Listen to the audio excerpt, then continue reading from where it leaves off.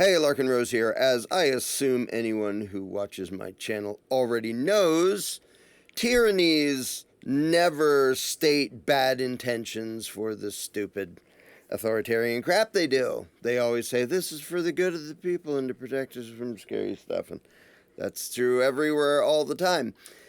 And so the problem is, if people don't know how to think in principles and they don't understand psychology and human nature and manipulation and stuff, and they just take it on faith that the stated intentions of people in power must be the real intentions of what they're trying to do, then you can propose any Orwellian bullcrap, and as long as you say, well, we're doing this for a good reason, a lot of doofuses are going to go, oh, well, then let's do that. Durr.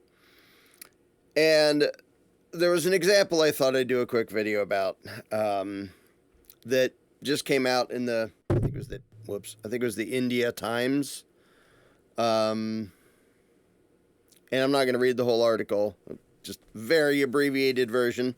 Starts by saying, a practice of conducting neighborhood investigations of foreign nationals who apply for U.S. citizenship, which was done away with in 1991, has been reintroduced by the Trump administration. Okay, so these aren't illegal aliens. These are people who came here and did the paperwork and are waiting for citizenship and jumping through all the stupid hoops that entails. And so who could possibly object to doing neighborhood investigations of people who want to become U.S. citizens? Here we go. Quote. And this is quoting from the government memo about it. The purpose of basically snooping around in the lives of people who are here legally trying to get citizenship, quote, the purpose is to corroborate an alien's eligibility for naturalization, which includes scrutiny of an alien's residency, good moral character, attachment to the U.S. Constitution, and disposition to the good order and happiness of the United States, end quote. Who could complain about that?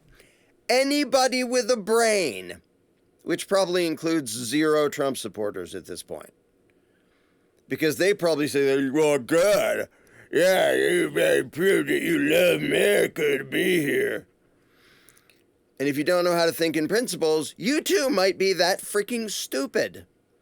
Instead of recognizing this as disturbingly Orwellian. Now, you might think, well, I was born here, so I'm a citizen, so I don't care what happens to other people, because you're a self-centered, unprincipled piece of crap. But imagine if you're somebody who's like, oh, I've heard cool things about the United States of America, land of the free, home of the brave. I want to go there. Okay, so you go there and you start the paperwork to try to become a citizen. You're doing it by the books and you're coming in and telling them all the things you're doing. So everything's above board and you're following the rules and doing as you're told. And then you find out government officials are going to be snooping around in your life and interviewing your neighbors and people you work with.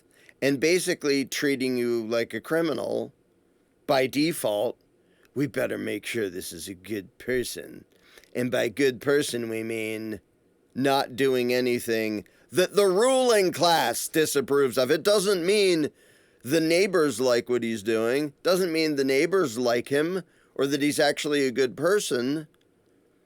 It means the ruling class is making a bigger and bigger list of things that they're going to use as tests for whether they let people be here. Now, a couple things in this short quote that I read jumped out at me. First of all, the U.S. ruling class questioning people's good moral character? Wow. Just, if there's anybody not qualified to judge the moral character of anybody, it's governments anywhere, but this government in particular. But then there's this. They want to check an alien's attachment to the U.S. Constitution by violating Fourth and Fifth and Ninth and 10th Amendments by spying on him completely unconstitutionally to enforce absolutely unconstitutional laws that limit who can be in the country. Because, yes, there's nothing in the Constitution that authorizes the forcible limitation of any immigration at all at the federal level. You can not like that and have temper tantrums and try to hallucinate shit, just like the left does for things like gun control. But every single Trumpite who advocates any forced border controls is advocating arbitrary unconstitutional power. But that's what makes it so funny when in their description, like, we want to make sure this person has an attachment to the U.S. Constitution. Well, if they did, the first thing they would do is point out that this is bullshit and unconstitutional, as is all immigration laws, as are 99% of federal laws. Now, I have to throw this in again because people are like, why are you talking about the Constitution? I'm talking about the Constitution because lots of people believe in it. I don't. It's authoritarian bullshit. The difference is the authoritarian bullshit the Constitution supposedly justifies and legitimizes and authorizes is about this big compared to what anybody in Congress, right or left, or presidency or anywhere else in power actually advocates, including this unconstitutional bullshit. But if you know how to think in principles and you back up and go, wait a minute, so we're talking about the precedent of having the government and its bureaucracies deciding whether somebody's a good enough person, not check whether they've murdered anybody, but decide, are they of good moral character? I wonder if blind, stupid obedience to a ruling class is going to be part of the test of what counts as good moral character. Oh, this is just having a giant parasitical gang of psychopaths determining the goodness of people who want to live here to decide if they're worthy. Are you trying to get North Korea'd? Because that's how you get North Korea'd. And the fact that so many Americans can't even think that far ahead. Like, why do you think North Korea is what it is? Or like what the Soviet Union was, or 8 zillion other examples where people are scared to speak their mind. You think somebody in this country, legally, as a foreigner who's trying to become a citizen, you think if they read this, they're going to feel like, oh, I'm free to speak my mind and say what I think about the U.S. government, while it's spying on me to make sure that it approves of my character before it decides whether to let me be a citizen or kick me out forcibly. If I have to explain to you the chilling effect of this bullshit on anybody who is here legally from a foreign country, then you're probably too stupid to be worth talking to. And as always, whatever they're going to try to do, they always want to expand it. They want an excuse to do more and more. And so we can point at the like social score bull crap that they're doing in China and stuff and go, well, that'll never happen here. That's what this is. Are you government approved? Does the ruling class approve of your character? If you think for one moment that it is ever a good thing to have the ruling class deciding if they approve of somebody's character, whether they were born here or not makes no difference. If you think that's a good idea, you are already a slave in your own head. And a slave in your own body, too, because if you can't think for yourself, then you're under the control of other people. And this is just so Orwellian. And again, it's one of those things that, like, short-sighted, self-centered dumbasses who can't think in terms of principles will think, well, I'm a citizen, so I don't care. Why do I care what them dad-born foreigners have to go through? They should have to prove that they love America. And this also happens to tie in with something completely unrelated. I may do a separate video about that. is Trump again bringing up his asinine, insane notion that people should be put in a cage for a year if they burn the American flag. And only the biggest boot-licking morons are cheering for that. But there are lots of them. And they are cheering for that because they're stupid as dirt and can't think in terms of the principles of, wait a minute, so you're not just, I don't like it when people complain about my country or its flag or whatever, but people should be caged for being critical of the ruling class. When did that become American, you dumbasses? To cage people for being critical of the ruling class. Because most people who want to burn the American flag, that's what they're doing. They're either criticizing the U.S. government or its military or any number of heinous bullshit that it's doing, including unconstitutional crap against immigrants, legal or illegal. Which is ironic since all immigration laws are illegal because they're unconstitutional. But the burning the flag thing is another example of thought crime.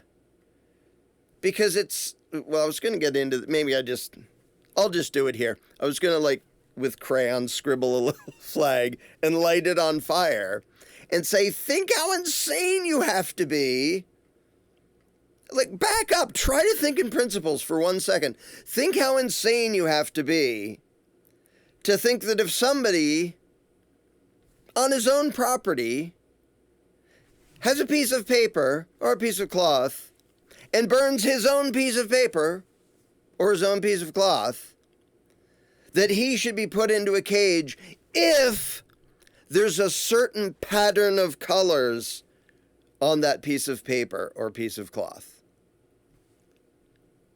You are an absolute indoctrinated, bootlicking slave to the religion of statism if you think there is anything remotely sane about that. Oh, those colors were arranged in a certain way that if you light your piece of paper on fire, when it has that particular pattern of colors on it, you should have people with guns show up, drag you away, and put you in a cage for a year.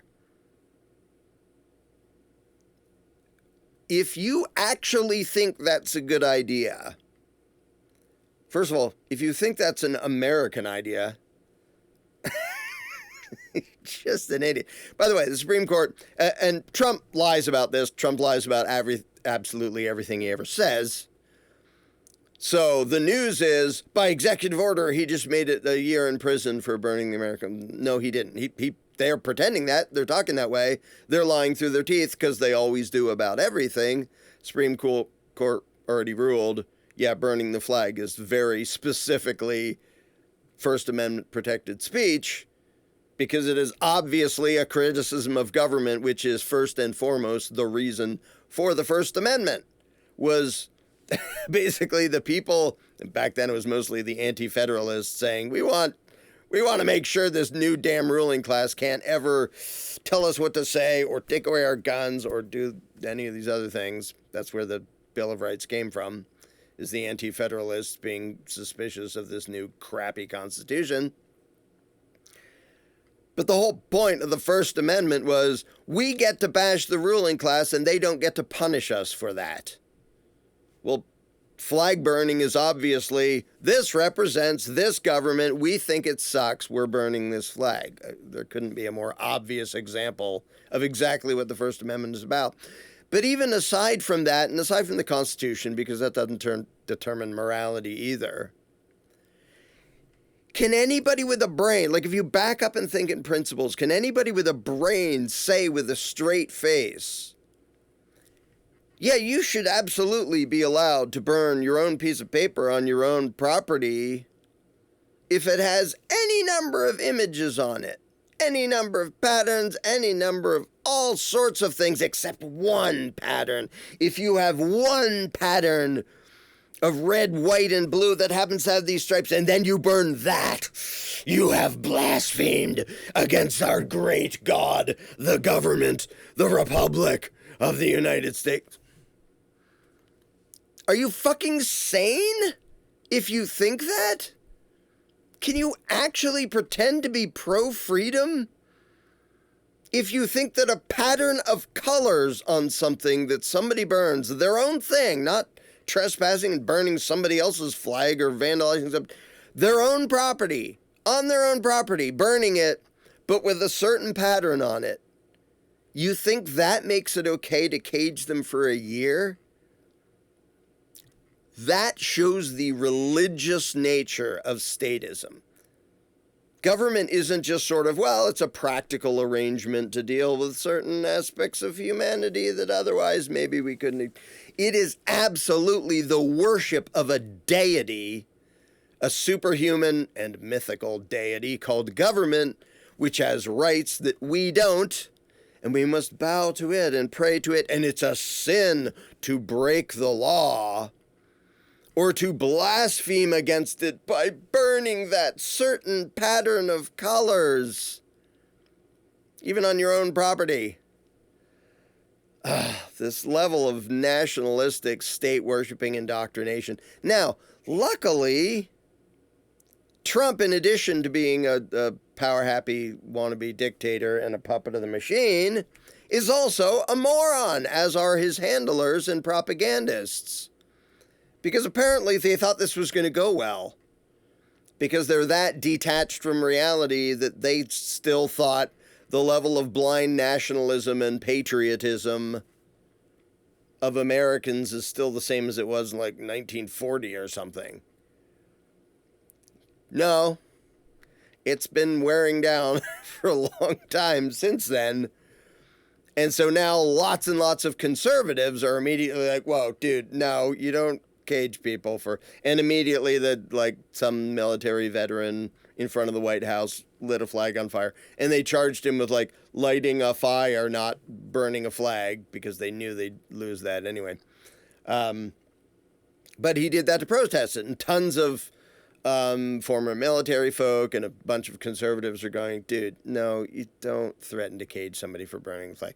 And a lot of them are like, I think it's horrible. Anybody would burn the flag. You should respect it. But also, no, we don't cage you for doing that. Holy shit.